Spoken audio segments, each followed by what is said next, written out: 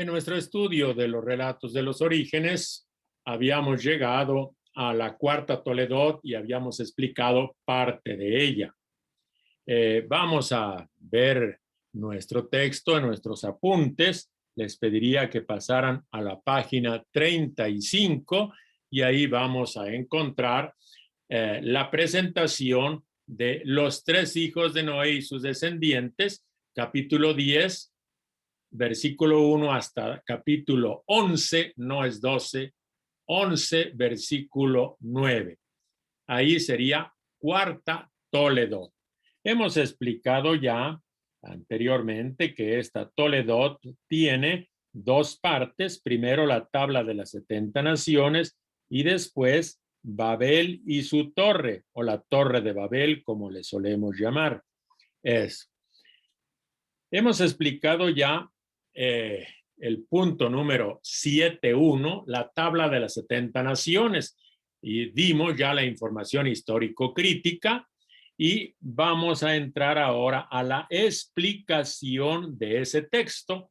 Para ello yo quisiera que acudiéramos a nuestra Biblia y leyéramos la introducción del capítulo 10. Esta es la descendencia de los hijos de Noé, Sem, Cam y Jafet, a quienes le nacieron hijos después del diluvio. Encontramos aquí al final, estos fueron los hijos de Sem, según sus linajes y lenguas, por sus territorios y naciones respectivas. Hasta aquí los linajes de los hijos de Noé. Se termina la descendencia de los hijos de Sem y terminando esa descendencia del hijo mayor de Noé, se dice hasta aquí los linajes de los hijos de Noé. Vamos entonces ahora a la explicación donde se nos va a presentar primero a los hijos de Jafet, los llamados jafetitas. Estos jafetitas serían los pueblos más alejados geográficamente del pueblo de Israel, alejados solo en lo geográfico. Generalmente son los pueblos que están colocados en la costa nororiental del mar Mediterráneo, también los del norte y desde el oeste. ¿Qué pueblos serían? Básicamente griegos, hititas y chipriotas. Con ellos, con estos pueblos, Israel tuvo pocos contactos. No hubo contactos abundantes ni de amistad ni de enemistad. Esta lista de los jafetitas comprende 7 hijos y 7 nietos. Como ustedes ven, pues es un número simbólico completo. Vienen después los hijos de Cam. Abarcan los versículos del 6 al 20. Los descendientes de Cam, el hijo menor. Allí se encuentran los pueblos vecinos y los pueblos más cercanos de Israel, pero curiosamente esos son los pueblos que son los enemigos acérrimos del pueblo de Israel. ¿Quiénes serían? Esos enemigos serían Egipto, llamado también Misraim en hebreo. Egipto en hebreo se dice Misraim, y Babilonia y también el imperio asirio. Esos serían los pueblos camitas, y destaca entre ellos, lógicamente, los habitantes de Canaán, los cananeos que Israel tuvo que desplazar para ocupar la tierra. Finalmente vienen los hijos de Sem, que son los que más interesan a la Biblia, porque Abraham es descendiente de Sem y por lo tanto Sem es el antepasado y en la total afinidad de Israel con esos pueblos de su antepasado Abraham. En la lista se menciona algunos nombres que no pueden ser claramente identificados. Solo unos pocos pueden ser claramente identificados. ¿A quiénes se les menciona? Pues a las tribus arameas, a algunas tribus de Siria y a los pueblos árabes. Bien. Recordamos, los arameos vivían en Siria, y también algunos subgrupos vivían en esa región. Entre todas estas listas de 70 pueblos hay un descendiente de Cam en el que el relato se detiene bastante. En el capítulo 10, versículos del 8 al 12. Vamos a proyectarlo, capítulo 10, del 8 al 12. Recordamos aquí, hijos de Cam, Cus, Mizraim, Put y Canam. Bueno, aquí en el versículo 10 dice, los comienzos, perdón, Cus, aquí está Cus, uno de los hijos. 8. Cus engendró a Nemrod, que fue el primero que se hizo prepotente en la tierra. Fue un bravo cazador delante de Yahvé, por lo cual se suele decir bravo cazador delante de Yahvé como Nemrod. Los comienzos de su reino fueron Babel, fíjense, Babel, Erec y Akkad, de los acadios, ciudades todas ellas en la tierra de Senar. De aquella tierra procedía Asur, que edificó Nínive, Rehobot, Ir, Calach y Resen. Resen está entre Nínive y Calach. Aquella es la gran ciudad. Nínive, acuérdense, Nínive es la ciudad, pues, diríamos, de gran capital en la región de el Tigris, Asiria, capital Nínive. Entonces, entre estos pueblos de Nemrod, los comienzos de su reino de Nemrod fueron realmente imperialistas. Babel, fíjense, Babel, y luego Asur, Nínive. Bueno, hasta aquí la presentación de Nemrod o Nimrod, que es llamado el prepotente. Nimrod o Nemrod. Eso. Hay una frase repetida ya como refrán que muestra que con él se difunde la violencia. Con él se difunde en la violencia y el orgullo.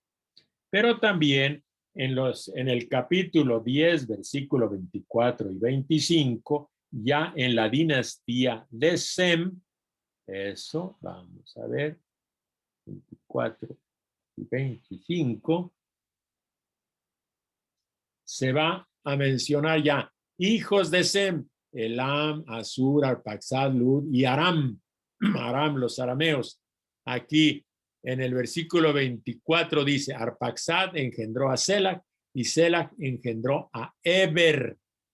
A Eber le nacieron dos hijos. El nombre de uno fue Peleg, porque en sus días fue dividida la tierra. Su hermano se llamaba Yoctán.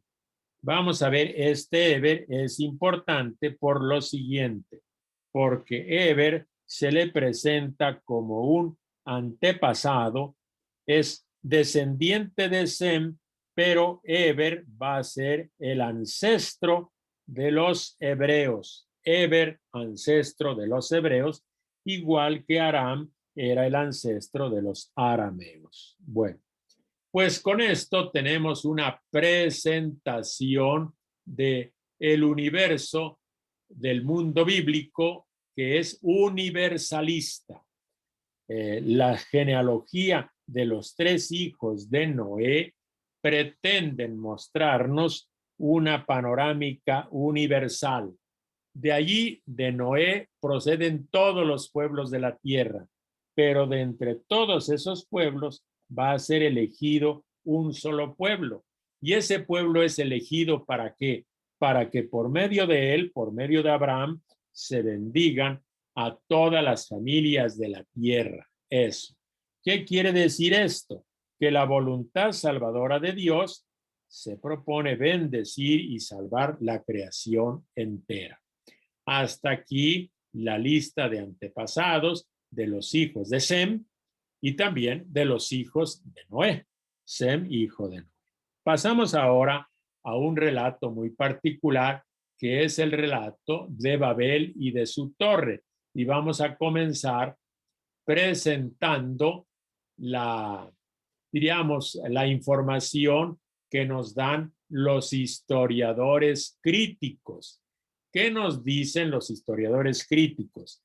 Que Babel es una tradición, o sí, esta de la Torre de Babel es una tradición relativamente autónoma, más o menos independiente, pero que la Biblia toma del Enuma Elish, del cual asume algunos rasgos y corrige otros rasgos. ¿Cuáles son los rasgos que asume del Enuma Elish para presentar a la Torre de Babel o Babel y su torre? Como es la fabricación de los ladrillos, la construcción de la torre, la construcción de un santuario. Pero este relato va a ser trabajado en la Biblia de un modo muy particular para dar mensaje teológico. No pretende darnos mensajes sobre la urbanística o sobre la arquitectura. Pretende darnos un mensaje teológico. ¿Cuál es el significado que nos va a dar, el significado general? Es un mensaje contra el imperialismo babilónico, que ese imperialismo va a tener consecuencias nefastas.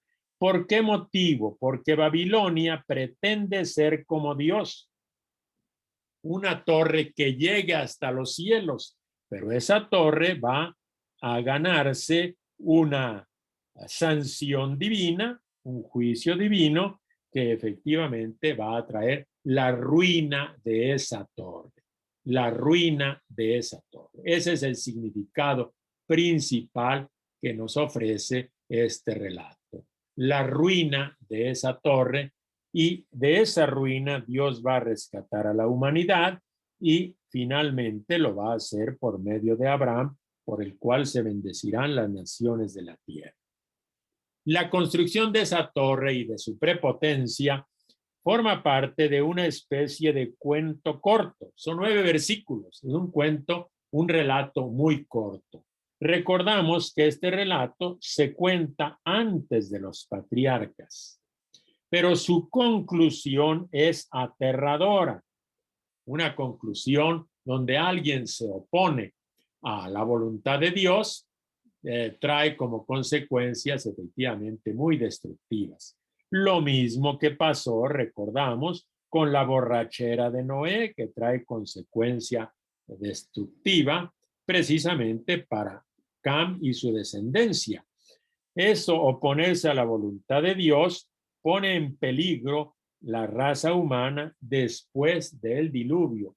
Esas son las consecuencias terribles y efectivamente hay esa multiplicación de la maldad, tiene sus consecuencias. Vamos a ver ahora un asunto muy particular que nosotros diríamos, hay muchas lenguas y muchos pueblos. ¿Eso es bueno o eso es malo? Ya en el capítulo anterior, en el capítulo 10, en varias partes, varios versículos, se nos ha presentado que hay lenguas y hay naciones. Y esto es obviamente algo bueno, forma parte del desarrollo normal de la humanidad. De hecho, en capítulo 10, versículos 15, se dice: estos fueron los hijos de Jafet por sus territorios y lenguajes, por sus linajes y naciones respectivas. ¿Qué quiere decir? Que ya en el capítulo 10, versículo 5, se nos dice que hay diversos lenguajes y diversas naciones, y eso es el desarrollo de la humanidad en forma normal. Vamos a ver, sin embargo, que en Babel hay un mensaje muy particular. En primer lugar, recordamos, el nombre de Babel es un nombre hebreo, Babel, pero en griego Babel se traduce como Babilón o Babilonia, Babilón o Babilonia. Así es el nombre griego que ha dado origen al nombre español, Babel en hebreo, Babilón o Babilonia en griego, y así llega al español.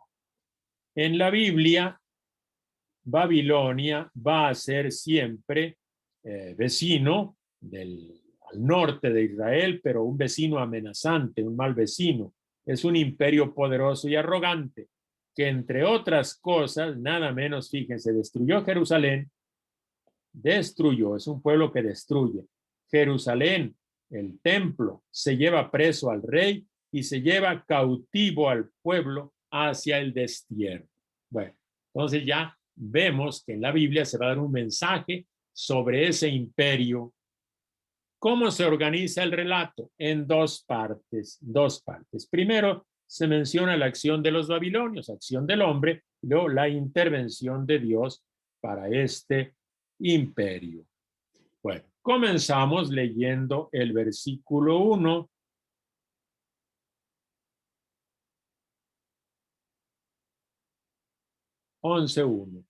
Todo el mundo era de un mismo lenguaje e idénticas palabras. Todo el mundo era. Bueno, es un relato que tiene una introducción mítica. Es un relato, un mito. Todo el mundo era. Nos vamos hacia los orígenes, a una situación idílica, a una situación de sueño. Una situación de sueño.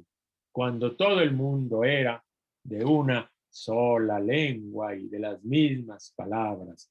Se imagina pues un comienzo totalmente armónico, totalmente bello. Pero esto de ser de una sola lengua, se va a criticar. Se va a denunciar este totalitarismo, porque Babilonia siempre quiso ser totalitario, centralizar todo en Babilonia. Allí se toman las decisiones políticas, allí se toman las decisiones culturales y las decisiones religiosas. Ellos deciden todo, pero se le va a ofrecer a Babilonia también un contraste a esa supuesta armonía. Y ese contraste va a ser, lo vamos a señalar, la confusión de lenguas. Confusión. Vamos a describir primero el proyecto pretencioso, versículos 3 y 4. Entonces se dijeron el uno al otro, vamos a fabricar ladrillos y a coserlos al fuego. Así el ladrillo les servía de piedra y el betún de argamasa. Después dijeron, vamos a edificarnos una ciudad y una torre con la cúspide en los cielos y hagámonos famosos por si nos desperdigamos por toda la faz de la tierra. Vamos a ver. Entonces, es un proyecto muy pretencioso. Pretenden justamente tener la cúspide en el cielo. Son lo que podríamos llamar las pretensiones imperiales. Las pretensiones imperiales. Eso. Babilonia tiene esas pretensiones. Pretende tener su cúspide en los cielos con su torre. Acuérdense, siempre los imperios quieren hacer cosas grandes. Torre en esas culturas recibía el nombre de Sigurat y casi siempre era un templo. De hecho, Babilonia tenía un templo famosísimo que era el templo de Etemen Anki, que quiere decir casa del fundamento del cielo y de la tierra. Así son los imperios. Quieren tener el cielo y la tierra, adueñarse de todos. Y de hecho, en el idioma acadio, vamos a poner el idioma acadio, un idioma de ahí de la zona de Mesopotamia, Babilonia se le llamaba Bab-ili, que quiere decir puerta de Dios. Los imperios siempre se sienten dueños de Dios. Si alguien quiere ir a Dios, quiere acercarse a Dios, entonces tiene que pasar por el imperio, cerca de Dios, más que cualquier otro lugar de la tierra. Se siente en el país bajo Dios, casi los dueños de Dios. Luego ellos dicen que quieren hacerse un nombre, forjarse un nombre. Eso es hacerse famosos. Y de hecho, la propaganda de los imperios y del imperio babilónico se les presenta como la capital de todas las civilizaciones, de toda la civilización humana, religiosa, intelectual y cultural del mundo antiguo. Todo lo civilizado lo consideraban está en Babilonia. Pero esa pretensión de adueñarse de todo y de ser el centro de todo, dueños del cielo y de la tierra, es contrario a la convicción bíblica. Y estamos. ¿Qué cosa dice la convicción bíblica? Alaben al Señor, solo su nombre es sublime. ¿Qué cosa es lo verdaderamente sublime en esta historia? Solo el nombre de Dios es sublime. Por lo tanto, ese imperio es un desafío contra Dios.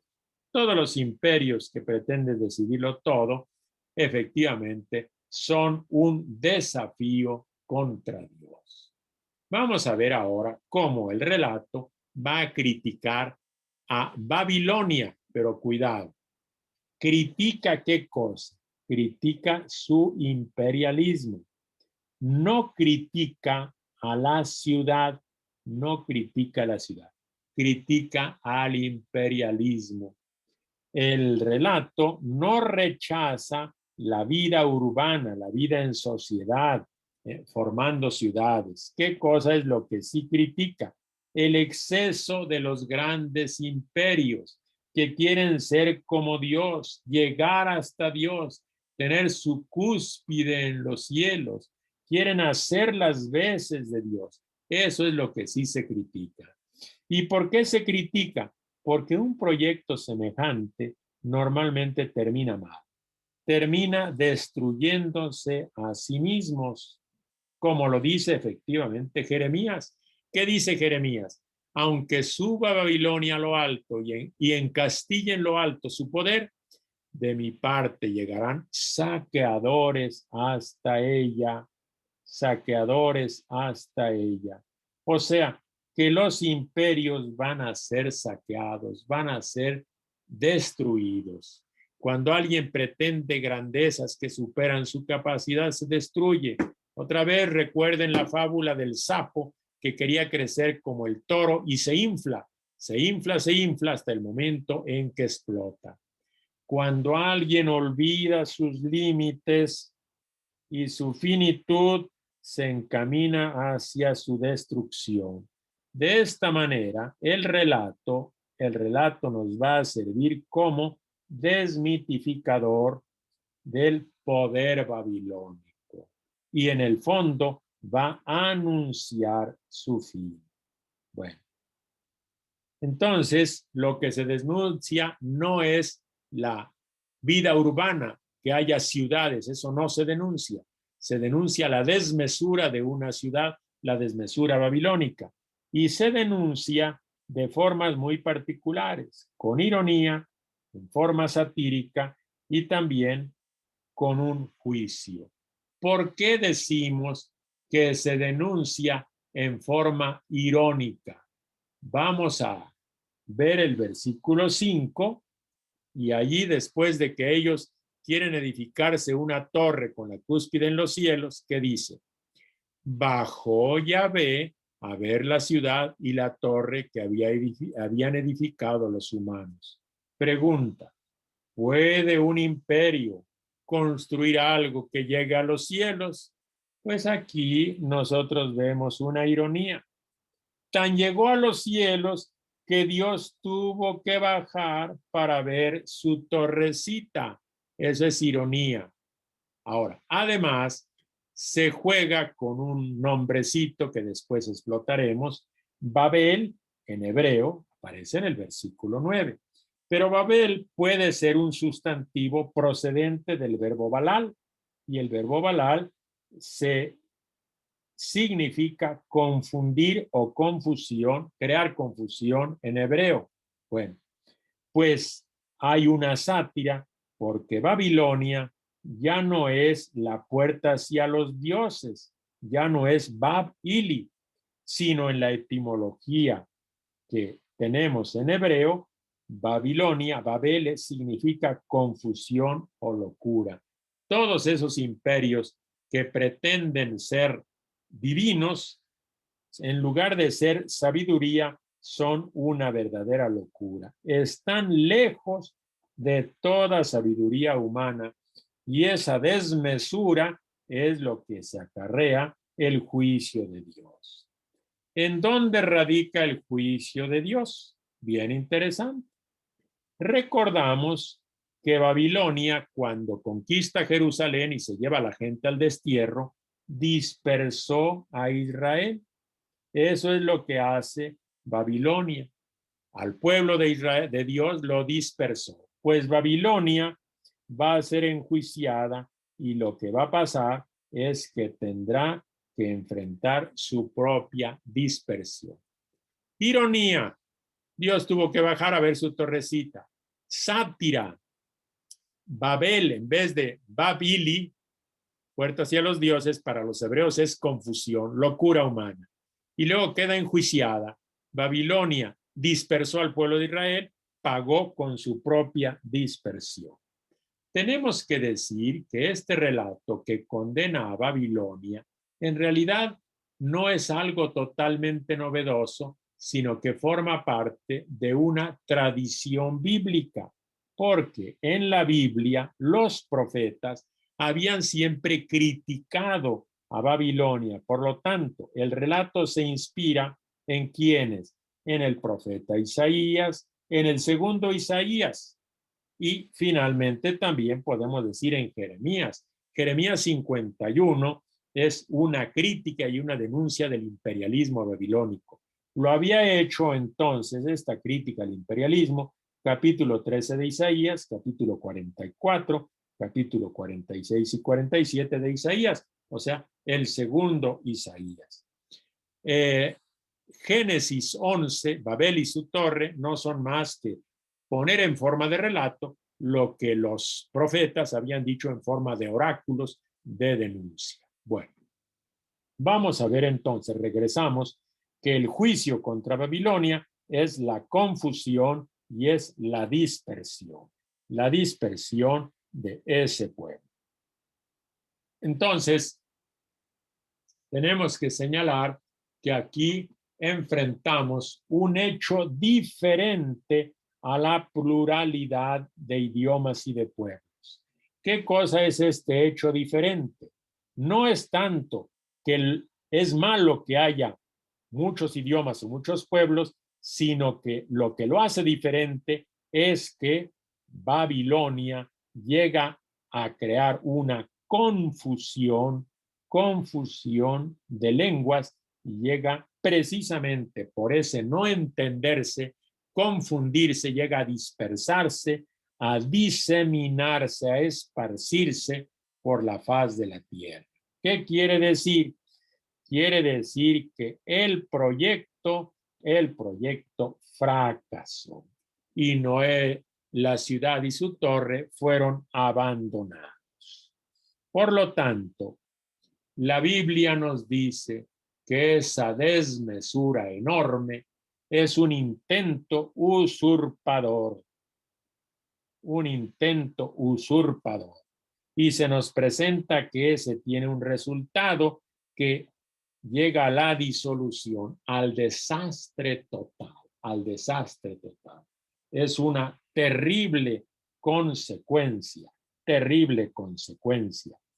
Y se produce pues la dispersión y la confusión lingüística.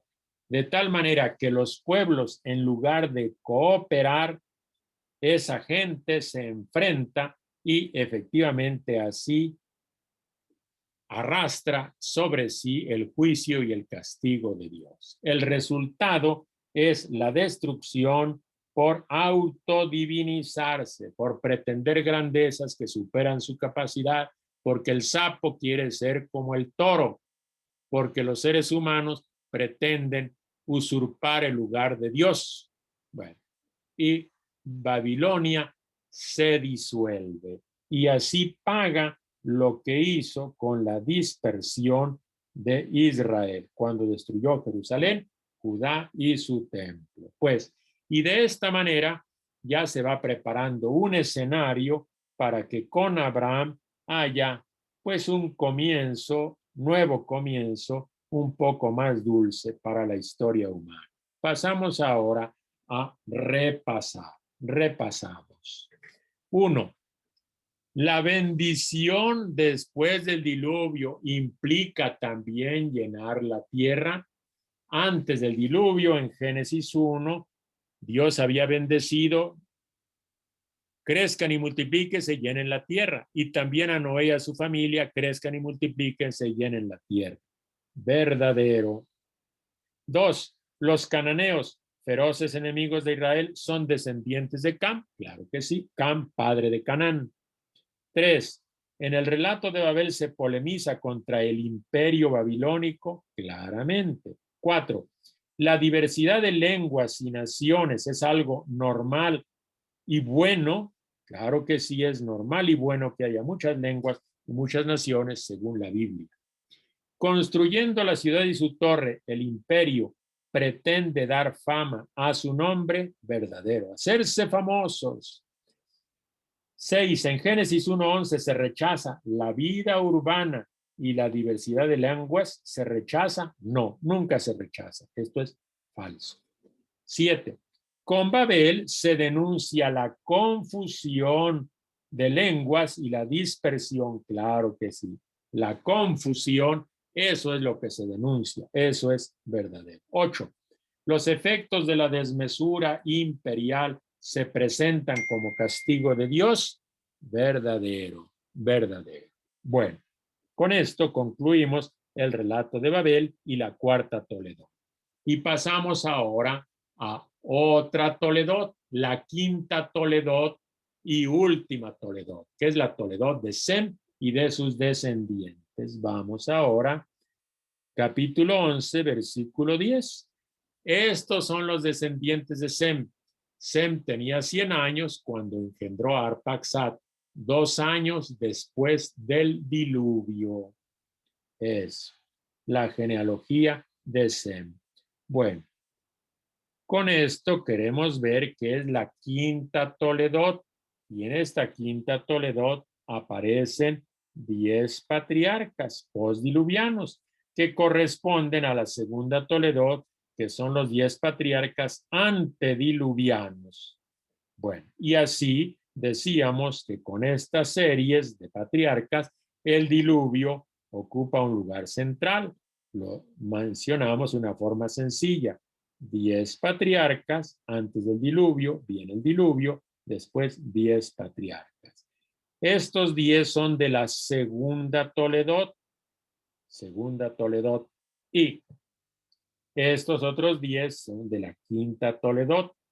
Los primeros 10 son hijos de Adán, es la Toledot de Adán, la segunda. La quinta es la Toledot de Sem, el hijo mayor de Noé. Vamos a explicar ahora esto. Los 10 patriarcas postdiluvianos. Bueno, este relato nos presenta una genealogía que corresponde a la última Toledot del relato de los orígenes. Eso, antes de que comiencen los patriarcas. Se cierran los orígenes y va a comenzar los relatos de los patriarcas, pero es un relato que contiene 10 patriarcas posteriores al diluvio. Y esta rama está claramente orientada hacia Abraham. Vamos a ver cómo se orienta. En esta Toledot tenemos 10 patriarcas, primero Sem y el último Terah. Terah es el padre de Abraham. Vean cómo Abraham es hijo de Sem. Los hijos de Abraham son pueblos semitas. Bueno, en esta lista vamos a notar dos cosas particulares. Que Sem es el que vive más, el hijo de Noé. Es el que vive más años, 600 años. Y encontramos, por otra parte, que Nahor es el que vive menos, 148 años. Pero también queremos notar algo muy particular, que en el texto hebreo no son 10 patriarcas, en el texto hebreo son 9. Y el tercer patriarca, Kenán, lo añaden los 70. Mensaje muy interesante. En el texto hebreo se dice 10 patriarcas antes del diluvio, primera humanidad más perfecta. Después del diluvio, 9 patriarcas en vez de 10. una humanidad menos perfecta, con más imperfección. Bueno, pero la Biblia, la traducción griega de los 70, añadió un décimo que es Kenán. Otra característica es que esos patriarcas son menos longevos, sus edades son algo más cortas. Recordemos, los patriarcas antes del diluvio, el que menos vivió fue 777 años. El que más vivió fue Matusalén, viejo como Matusalén, 969 años, pero ninguno superó los 1000 años. En esta quinta Toledot, entonces ya las edades son mucho más cortas. Excepto Sem, nadie supera los 500 años. Nadie la supera. Más corta. Eso. Duran menos. Ahora, otra característica es que, vamos a verlo en el texto, vamos a ver cómo se presenta. Fíjense. 10. Estos son los descendientes de Sem. Sem tenía 100 años cuando engendró a Arphaxad, 2 años después del diluvio. Vivió Sem después de engendrar a Arphaxad 500 años y engendró hijos e hijas. Entonces, pregunto, ¿cuántos años vivió Sem? Tenemos que sumar 100 más 500. Vivió 600. No se nos dice la totalidad de los hijos, de los años de Sem fue de 600, ¿no? Y lo mismo pasamos acá. Arphaxad era de 35 años de edad cuando engendró a Selah. Y vivió Arphaxad después de engendrar a Selah 403 años y engendró hijos e hijas. No se nos dice cuántos años vivió en total. Hay que sumar 35 y 403, que es 438 años. Bueno, pues esa es otra característica de esta segunda Toledot, que precisamente no se nos da la suma, del total de la vida de cada uno. No se nos da la suma como sí se da en la Toledot anterior al diluvio. Y esto ya nos va mostrando un poco un mensaje, que hay una degradación progresiva de la vida. Eso que ya había comenzado, prosigue. ¿Cuál es la función de esta última Toledot? La función es clarísima, teológica y a la vez narrativa. Quiere llenar el lapso de tiempo que va desde el diluvio hasta, diríamos, hasta Abraham. Del diluvio hasta Abraham. Así como la primera Toledot iba de Adán a Noé, o sea, de Adán al diluvio, esta va del diluvio hasta Abraham. Entonces, quiere enlazar la vocación especial de Israel en el marco de la raza humana. Va a vincular de esta manera, vincular la historia de las naciones con la de Israel. Eso. Y así, los primeros 11 capítulos anticipan los siguientes, que son las historias patriarcales. Los padres de Israel forman parte y están enlazados con los pueblos de toda la humanidad. Vamos a ver. El motivo de estas genealogías, ¿verdad? Es insistir también en la autoridad del primero. Aquí la autoridad del primero va a ser la autoridad de Sem, el hijo de Noé. Y luego vendrá, ya con los patriarcas, una nueva Toledot, que será la de Terah y sus 3 hijos. Eso. Y así como Noé alcanza una bendición para sus 3 hijos, también la bendición divina pasará, esta de Noé a sus hijos, pasará a Terah y a sus 3 hijos. Pero eso ya es la historia de los relatos patriarcales y solamente la presentamos. En la Biblia de Jerusalén leemos 11:27, dice: estos son los descendientes de Terah. Terah engendró a Abraham, a Nahor y a Harán. Aquí comienza ya la Toledot de Terah, pero eso ya forma parte, pues, de la tradición de los patriarcas. Una tradición, diríamos, que forma parte ya de la historia del pueblo y no de toda la humanidad. Un pueblo elegido sí, para ser bendición de todos los pueblos.